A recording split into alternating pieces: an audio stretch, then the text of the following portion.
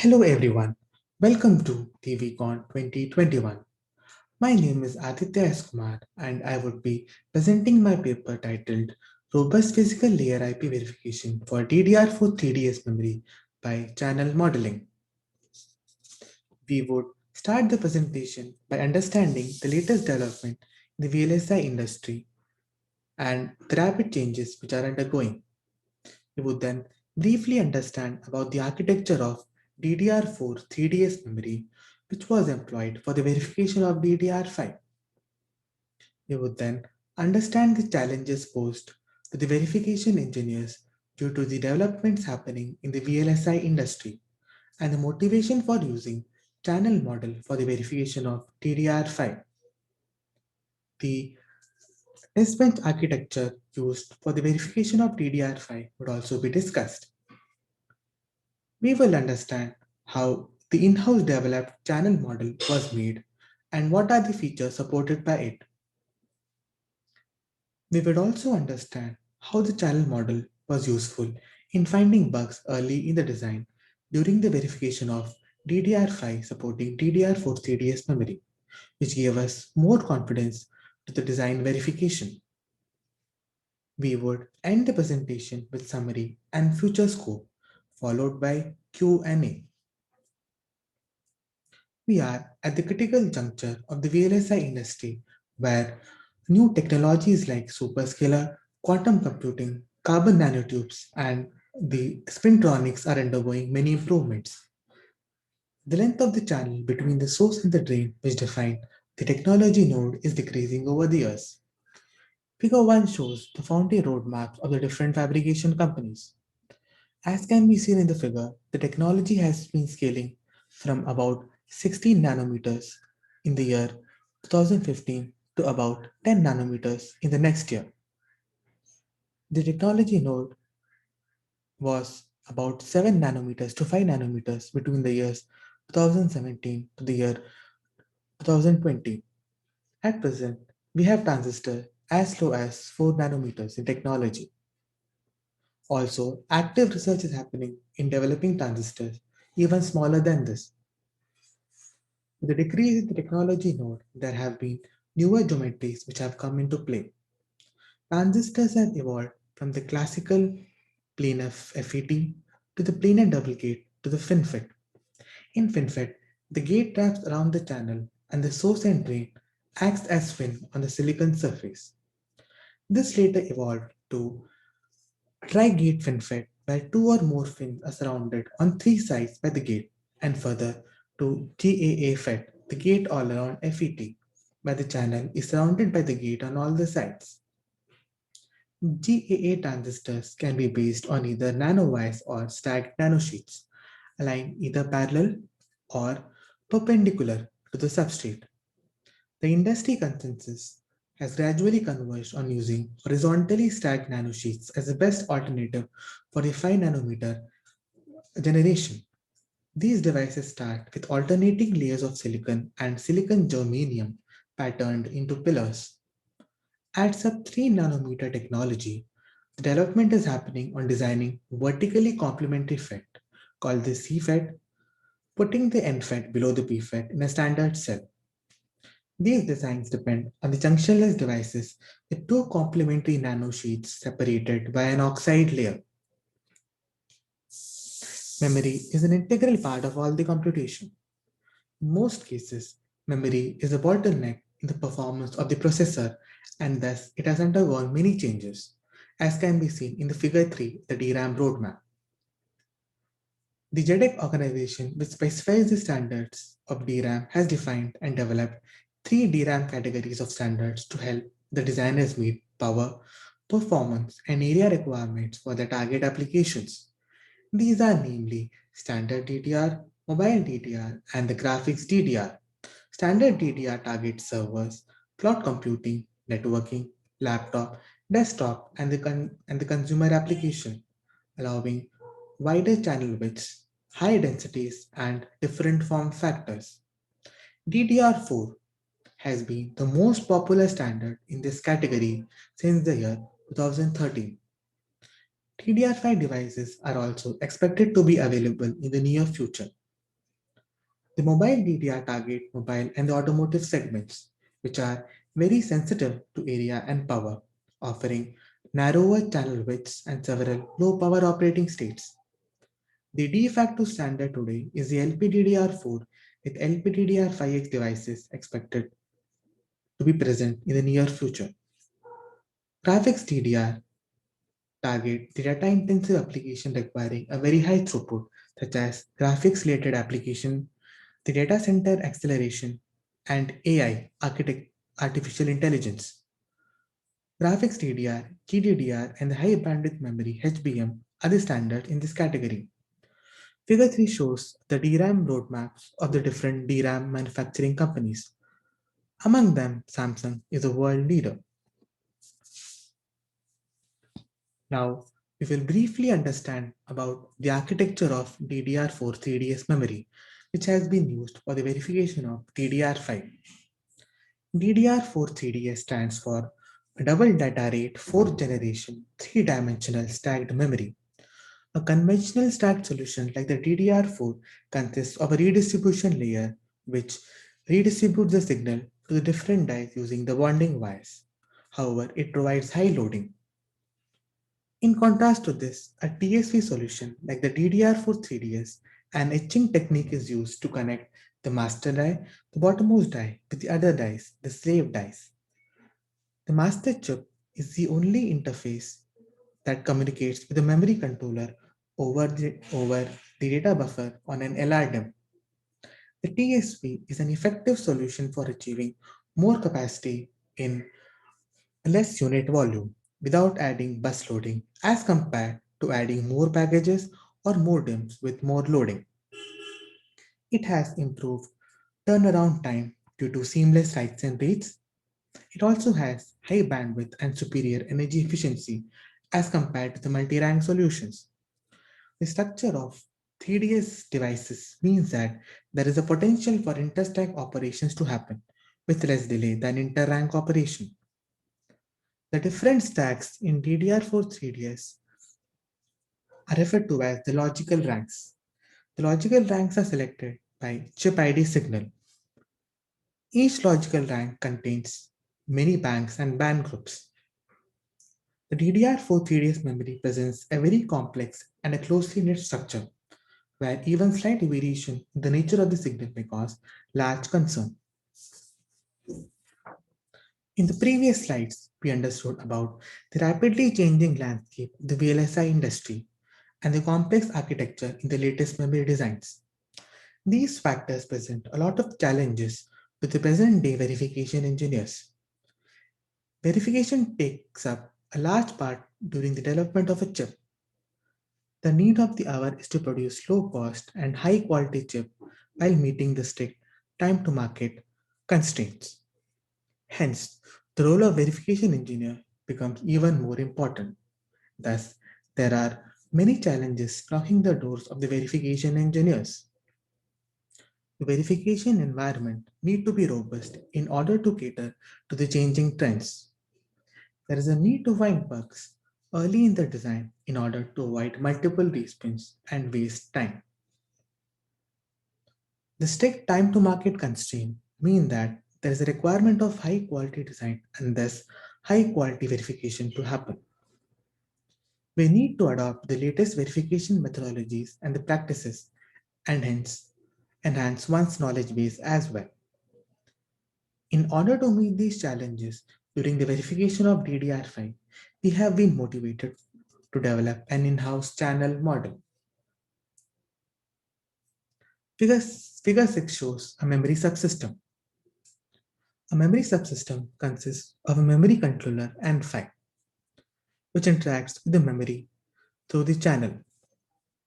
The signals communicating over the channel are affected by factors like temperature and voltage fluctuation, noise, and symbol interference.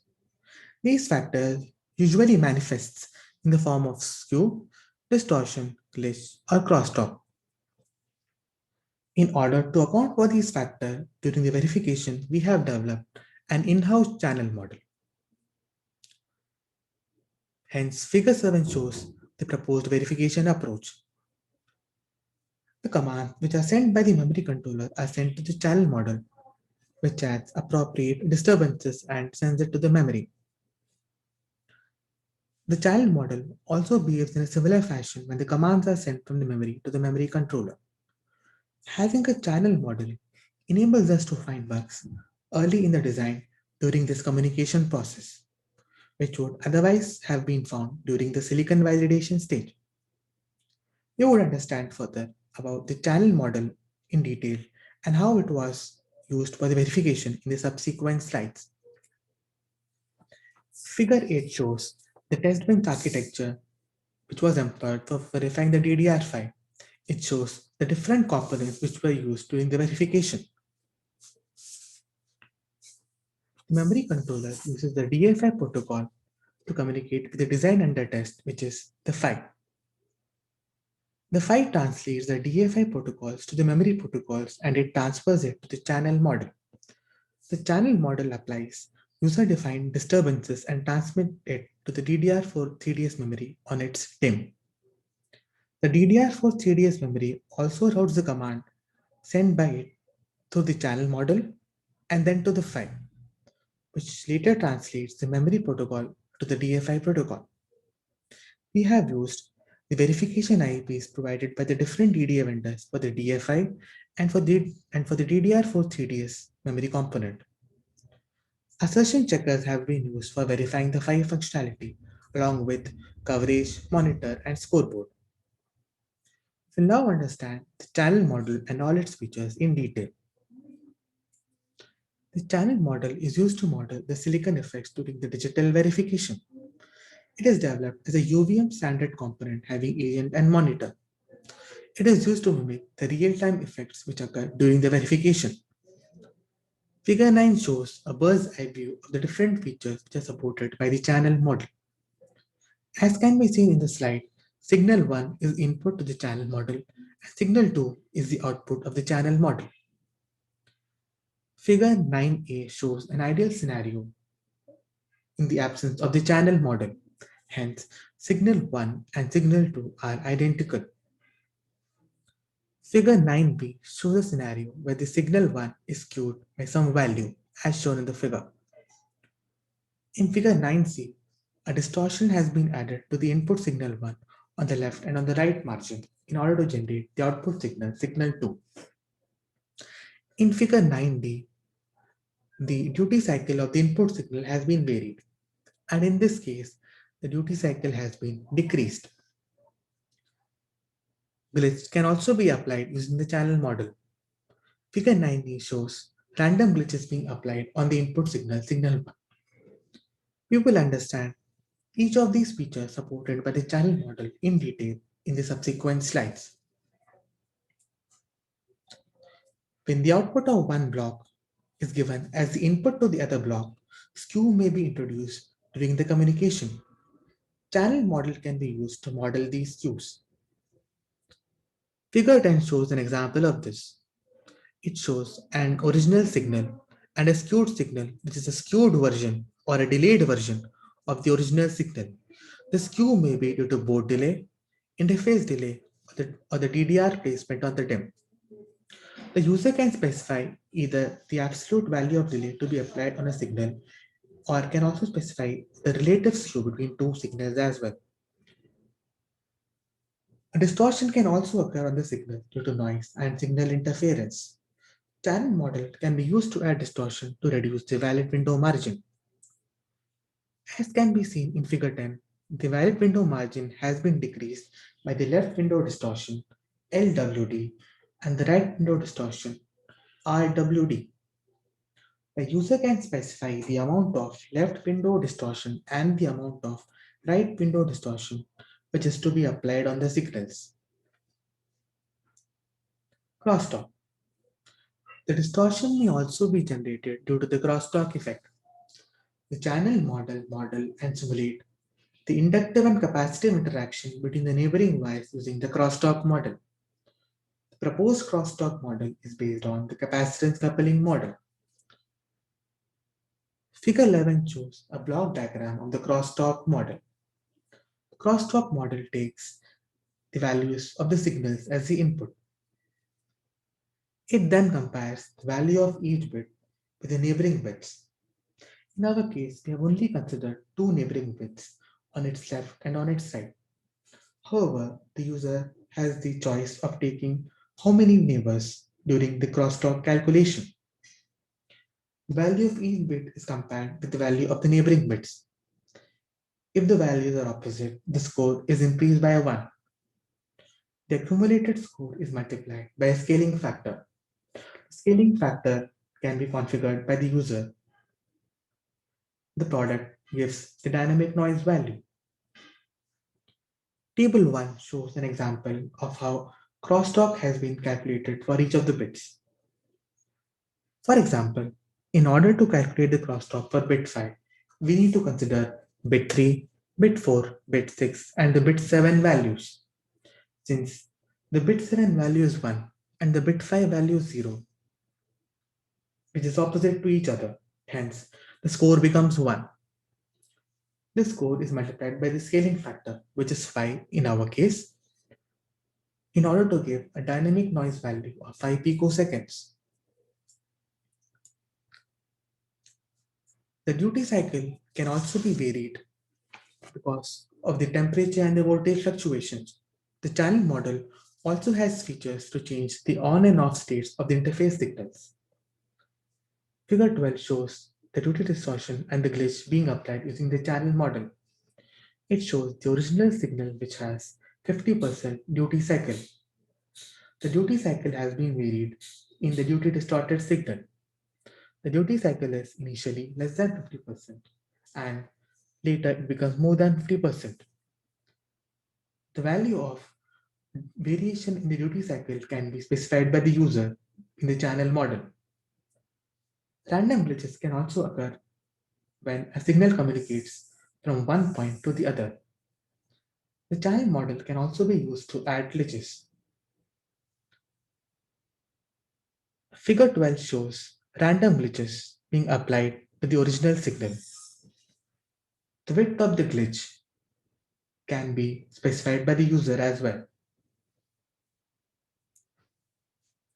Till now, we have understood how the channel model was developed and the features supported by it. Now, we will understand how the channel model was used for the verification of DDR5 supporting DDR4-3DS memory. Figure 13 shows a top-level view of the different interface signals between the DDR5 and the DDR4 3DS. This has been shown to show the large number of interface signals between these two blocks. We have tried to show some of the important signals between the DDR5 and the DDR4 3DS, which includes the clock, CKT, and the complementary signal, CKC, the clock enabled signal, CKE, and the on-die termination, ODT. C0 and C0 to C2 represents the chip ID signal. The chip select signal is represented by CSN. Activate, RAS, activate, row at the strobe, and the column at the strobe are represented by ACT-N, RAS-N, and CAS-N. The N subscript indicate that they are low active signals. The bank group signals are BG0 and BG1. The bank under signals are BA0 and BA1. A0 and A0 to A17 represent the command signals. All these signals which have been discussed are an input to the memory from the file. The data bus signal include the data mask signal DM, the data bus inversion signal DBI, the data signal DQ, and the data stop signal DQS and its complement. These are bidirectional as as reads and write can happen. Either the DDR5 can write to the memory or can read from the memory. Parity, alert end, and the reset end have also been shown in the figure. The feature supported by the channel model can be applied to each of these interface lines independently. There is user configurability to apply skew and distortion either randomized or in a random fashion. For the purpose of illustration, we have used the DQ lines and applied all the features supported by the channel model for understanding how the channel model is beneficial during the verification. The data integrity is ensured by the alignment of DQ and the DQS signals. Read and write readings are performed in order to achieve the maximum window for the data I. In the following slides, we will see some of the snapshots which were taken while read and the write readings are performed using the channel model. Figure 14 shows a scenario where skew has been applied on the DQ lines. Some of the important signals are the clock, the DQ ideal signal, where no skew has been applied, the DQ skewed signal, which is a skewed version of the DQ ideal signal. We can see that there is a skew between the DQ ideal and the DQ skewed signal. This skew is expected to be compensated during the read and the write trainings. Figure 15 shows a scenario where the duty cycle of DQ has been varied. The important signals shown are the clock, strobe signal DQS, DQ ideal, where no duty distortion has been added. The DQ duty distorted signal, where duty distortion has been added. The DQ ideal signal has 50% duty cycle. The DQ duty distorted signal has more than 20% duty cycle for the symbol D1 and has less than 20% duty cycle for signal D2. Hence, by changing the duty cycle, the valid window margin can be varied, which is compensated during the read and the write trainings. Figure 16 shows a scenario where distortion has been applied on the DQ lines. It shows the clock signal, the DQ ideal signal, and the DQ distorted signal. The figure at the bottom is a zoomed version of the above figure. It shows the left window distortion, the right window distortion, and the valid window. Hence, we were able to see that having a delay model helps to thoroughly verify the 5 features. We found that even after following the setup and the hold time, the addition of skew and distortion brought forth many issues in the design which would have not been detected. We would be able to detect only once the silicon was out. We caught many issues in the read and the write training algorithms where the design was not able to compensate the skew and distortion, which were added by the channel model. Hence, the addition of channel model in the verification environment improved our design verification quality. Summary and future scope. In this presentation, we understood about the rapidly changing VLSI industry and how the newer memory architectures are coming up. These pose many challenges to the verification engineers who have to have commensurate improvement in the design verification practices as well.